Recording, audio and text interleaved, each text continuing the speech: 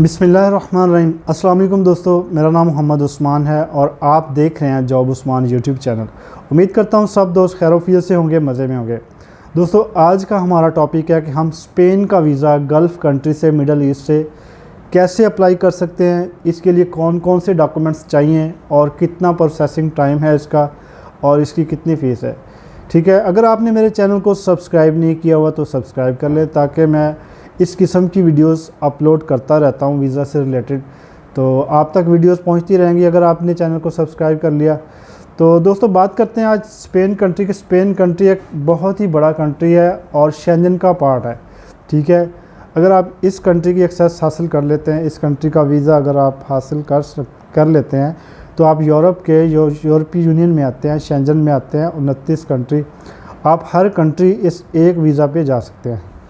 ठीक है, तो इस वीज़ा को हासिल करने के लिए हमें कौन कौन से डॉक्यूमेंट्स चाहिए, कितना टाइम लगेगा और हमने कहाँ से अप्लाई करना है। सबसे पहले आपने चेक करना है कि आपका जो पासपोर्ट है 6 मंथ वैलिड होना चाहिए। ठीक है, उसकी वैलिडिटी जो रिमेनिंग है वो 6 मंथ होनी चाहिए, इससे कम नहीं होनी चाहिए। ये चीज़ आपने पहले वेरीफाई करनी है अप्लाई करने से पहले। ठीक है, उसके बाद पासपोर्ट तस्वीर, पासपोर्ट साइज़ की जो 2 अदद तस्वीर वो आपने साथ में इसके लगानी है। ठीक है, तो उसके बाद आ जाती है इसकी बैंक स्टेटमेंट। बैंक स्टेटमेंट आपने 3 मंथ की प्रिपेयर करनी है मेंटेन बैलेंस के साथ, उसमें विदड्रा भी हो, क्लोजिंग भी हो। तो इस तरह आपने मेंटेन बैलेंस के साथ अपनी जो बैंक स्टेटमेंट तैयार करनी है। अगर आपके पास इनकम ऑफ सोर्स कोई और है, इसके अलावा जॉब के अलावा कोई है, तो उसका आपने वो भी साथ में लगानी है उसकी कॉपीज़। ठीक है, तो ये इसकी बैंक स्टेटमेंट होगी। इसी तरह इसकी ट्रैवल इंश्योरेंस है, वो आपने वो बुक करनी है जो कम से कम 30,000 यूरो को कवर कर सके। ठीक है, उसके बाद जी इसका आ जाता है ट्रैवल रिजर्वेशन। ट्रैवल रिजर्वेशन में इसकी आपने टिकट बुक करनी है और होटल की बुकिंग करनी है, जिस डेट को आपने फ़्लाई करना है और जिस डेट को आपने वापसी आना है। ठीक है, ये मुकम्मल एक डॉक्यूमेंट्स का सेटअप है। इसमें कुछ एडिशनल डॉक्यूमेंट्स होते हैं जैसे कवर लेटर वगैरह, इस तरह के डॉक्यूमेंट्स भी होंगे, वो भी आपने इसमें साथ अटैच करने हैं। तो दोस्तों बात करते हैं कि यह आपने अप्लाई कहाँ से करना है। ये आपने BLS की वेबसाइट पे जाना। अगर आप ख़ुद अप्लाई कर रहे हैं तो BLS की वेबसाइट पे जाके आपने इसका एप्लीकेशन फॉर्म फिल करना है। एप्लीकेशन फॉर्म फिल करने के बाद जो रिक्वायर्ड डॉक्यूमेंट्स होंगे वो आपने अपलोड करने हैं। तो BLS एक डायरेक्ट एम्बेसी नहीं है, ये एक थर्ड पार्टी है जो स्पेन की एम्बेसी को डॉक्यूमेंट्स कलेक्ट करके देती है। आप ऐसे कह सकते हैं कि ये थर्ड पार्टी कलेक्शन सेंटर कह सकते हैं इसको, ये डायरेक्ट नहीं है। ठीक है, ना ही इनका प्रोसेसिंग में कोई रोल है, ना ही वीज़ा स्टैंपिंग में इनका कोई रोल है। ठीक है, जैसे ही फिर स्पेन एम्बेसी से वीज़ा स्टैंप होता है तो वो BLS को ट्रांसफ़र कर देते हैं।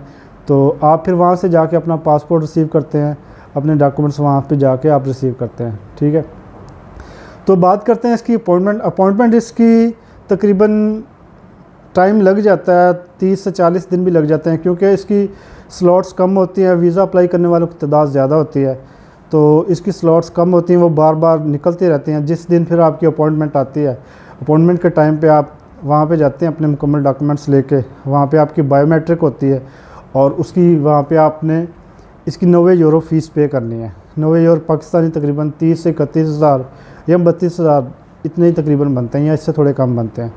ठीक है, तो दोस्तों अगर आप सऊदी अरेबिया से अप्लाई कर रहे हैं तो आपको NOC लेटर इसके लिए चाहिए होगा, जो आप अपनी कफ़ील या कंपनी से लेंगे वो आपने साथ अटैच करना है। और जो आपका अकामा है, अकामा भी आपका वैलिड होना चाहिए, कम से कम वो 6 मंथ वैलिड होना चाहिए। इससे कम पे आप अप्लाई नहीं करें, क्योंकि वो वहाँ पे जब आप अपॉइंटमेंट के लिए जाते हैं तो आपके अफसर से चेक करते हैं।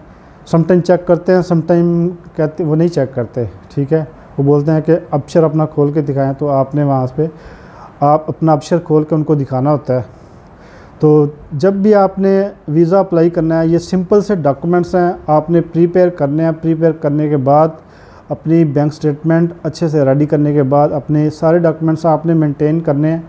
मेंटेन करने के बाद ही आपने BLS की वेबसाइट पे जाना है, डॉक्यूमेंट्स अपलोड करने हैं। तो आपको अपॉइंटमेंट का टाइम दिया जाएगा। जैसे ही आपकी अपॉइंटमेंट आएगी आप बायोमेट्रिक के लिए जाएंगे, वहाँ पे आपके डॉक्यूमेंट्स होंगे, आप बायोमेट्रिक होगी और आप वीज़ा की जो फ़ीस है वो पे करेंगे 90 यूरो। ठीक है, उसके तकरीबन ये 50 से 55 दिनों के नॉर्मल दिनों में ये वीज़ा मिल जाता है। ठीक है, इससे कम भी मिल जाता है, लेकिन जो ज़्यादा इसकी रेशो है वो 50 से 55 दिन के अंदर अंदर, 45 दिन में भी सम टाइम लोगों के आए हैं, लेकिन जो नॉर्मल ड्यूरेशन इसका देखा गया वो 50 से 55 दिनों के अंदर अंदर इसका वीज़ा स्टैम्प होके आ जाता है। ठीक है, अगर तो आपकी डॉक्यूमेंट्स अच्छे हुए, अच्छे से रेडी किए हुए, तो आपका वीज़ा इजीली लग जाता है। तो जिस भाई के पास भी अगर वर्क परमिट हो, इनविटेशन लेटर हो स्पेन का, तो हम उसकी फ़ाइल प्रोसेस करके दे सकते हैं। मुकम्मल उसको डॉक्यूमेंटेशन करके देंगे। ठीक है, अगर कोई भाई विज़िट वीज़ा के हवाले से अप्लाई करवाना चाहता है तो वो भी हमारे साथ कॉन्टैक्ट कर सकता है। हम इंशाल्लाह अच्छे तरीके से आपको फ़ाइल प्रिपेयर करके आपका अप्लाई करेंगे। हमारे पास बहुत ही एक्सपीरियंस वाली टीम माशाल्लाह है जो आपका फ़ाइल मुकम्मल से रेडी करेगी, रेडी करने के बाद अप्लाई करेगी। ठीक है जी दोस्तों, अगर मेरी वीडियो पसंद आए तो दोस्तों के साथ ज़रूर शेयर करें जो यूरोप के अंदर मूव होना चाहते हैं। तो मेरे चैनल को सब्सक्राइब करें, लाइक करें और शेयर करें। मिलते हैं नेक्स्ट वीडियो में। अपना और अपने दोस्तों का ख्याल रखें। अल्लाह हाफिज़।